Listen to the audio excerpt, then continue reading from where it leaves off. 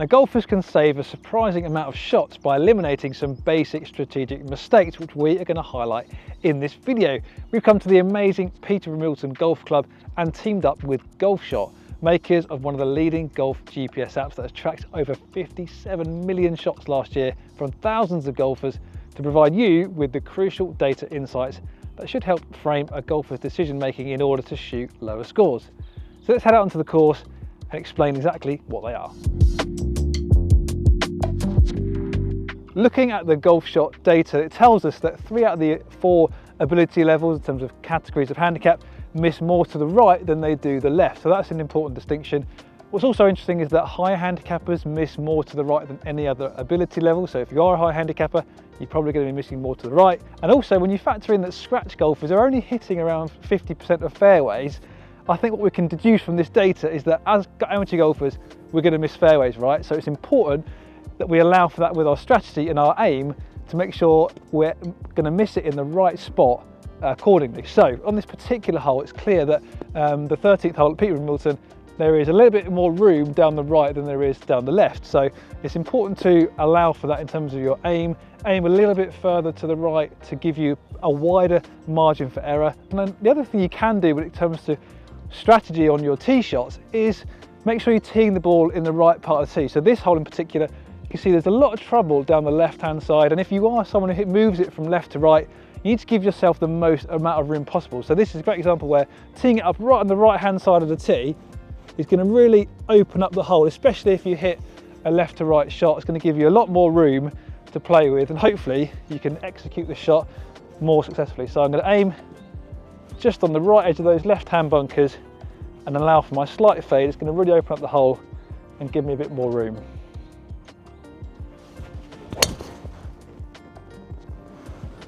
Perfect.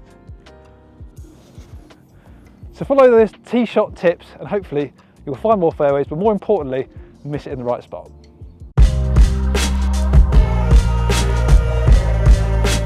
So as you can see, I've hit a cracking drive down this par 5, left myself in a perfect position. And most golfers would view par 5s as a scoring opportunity, but the big strategic mistake golfers make is not thinking about the importance of the second shot on a par 5. It's the crucial shot to get right to set you up for making a par or maybe even a birdie.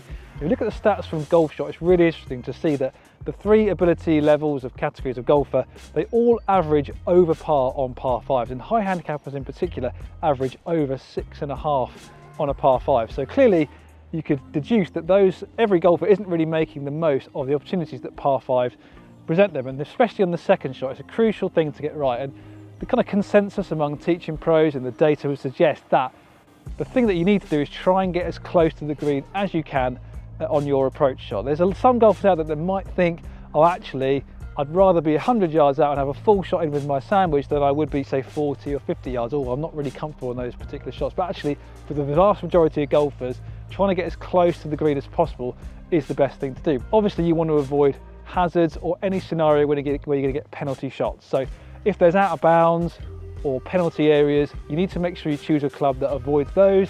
And on particular holes, obviously, you're better off leaving yourself with a 40-yard pitch from the fairway than you are a 40-yard bunker shot, because that's when you can really rack up a big score. So in this particular situation, I can see there's a bunker short left on this par 5, so I want to make sure I avoid that with my second shot. I've got the 3-wood, it's the perfect club for me. I'm okay with hitting this on the fairway. Let's see if we can get down there and maybe even on the green to give myself a chance at an eagle.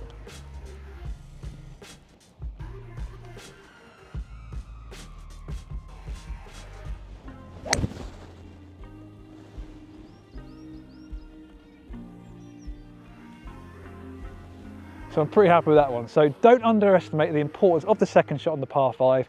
Leave yourself as close to the green as possible in a favourable lie, and you should help your scores come down.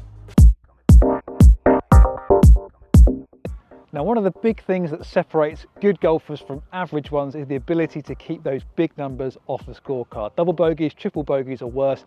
Those are the scores that you don't want to have on your scorecard. If you look at tour pros, elite pros, rarely do they follow a bad shot up with another. And if you look at the stats from golfshot, you can see that actually High handicappers are making double bogeys 59% of the time, and mid handicappers are making double bogeys or worse 35% of the time, which I think is quite high. And with a few strategic tweaks in terms of how you approach certain shots, I think we can see those numbers come down significantly. So the really crucial point here is to not follow up one bad shot with another.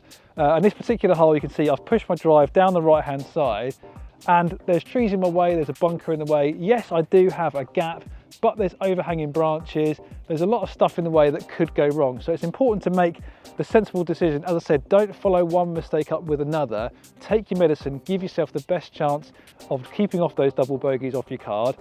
And if you're chipping out sideways like I'm going to do here, you should be able to make worst a bogey, move on, take your medicine, and it's not going to ruin your round. So rather than go for this hero shot through the trees, there's too much danger there. I'm going to adjust my aim to the left. You can see I've got a lovely clear shot here to the left of the tree.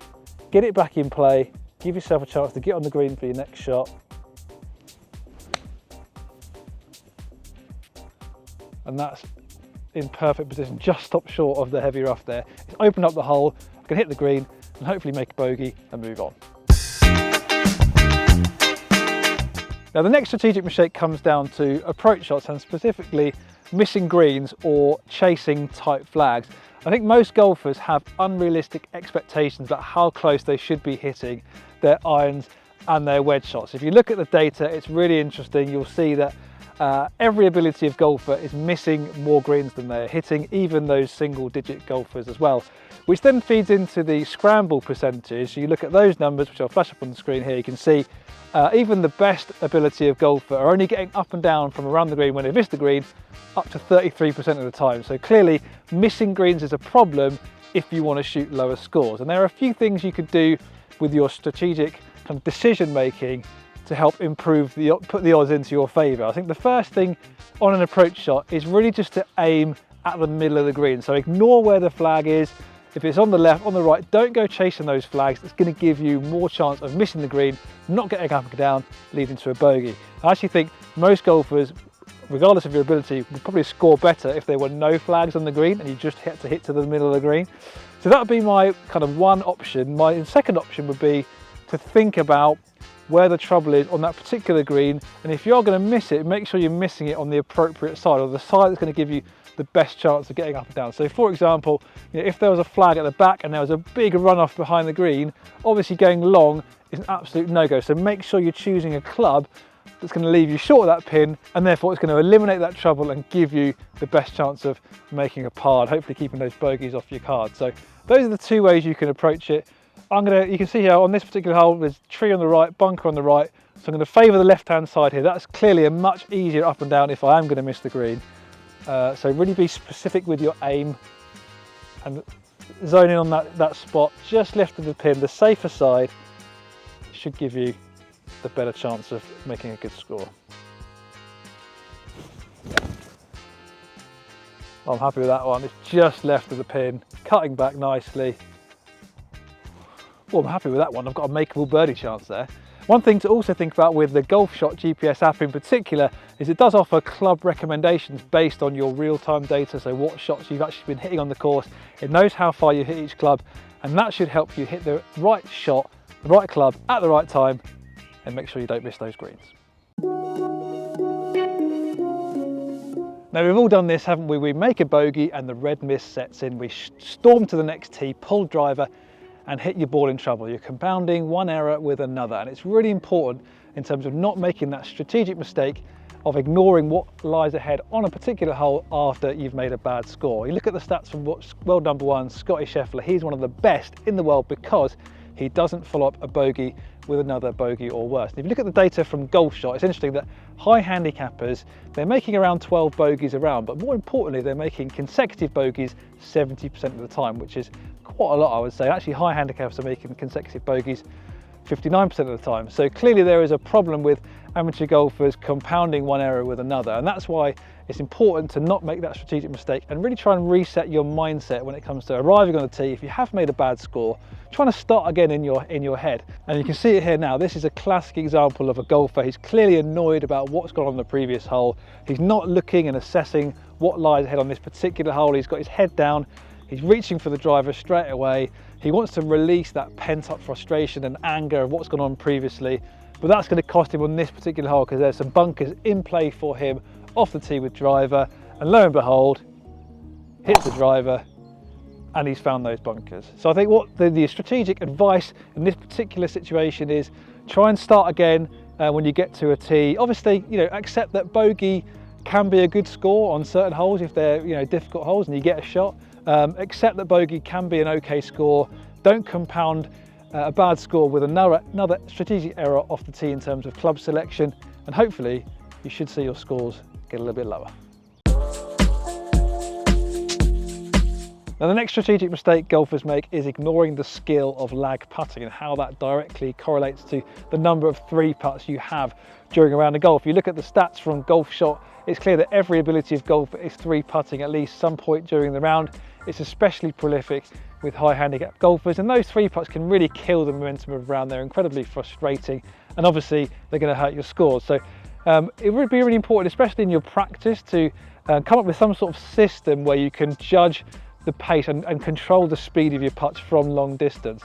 We know that the stats say that actually golfers are not hitting it that close on their approach shots, and as the ability level or handicap goes up, your proximity to the hole is really going to get quite wide, and you're going to be left with a lot of long putts from 40, 50 feet. So it's important to have some sort of system that kind of is able to judge the distance that you're hitting those putts. So for example, you could have some sort of system where you're looking at the backswing length, kind of where the club goes back to your toes, just outside your toes, and that's going to help you work out how far the putts are rolling at those different backswing lengths.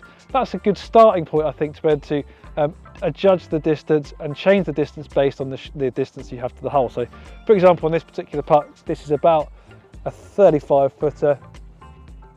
I know I need to swing it just outside my toe to get it to the hole.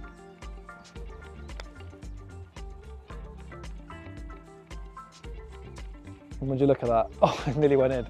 Just slipped out, but it's gone about 2 foot past. Perfect pace. So incorporate some sort of system into your practice to get a better control of distance and judge the pace a little bit better, and that should help reduce the number of 3 putts.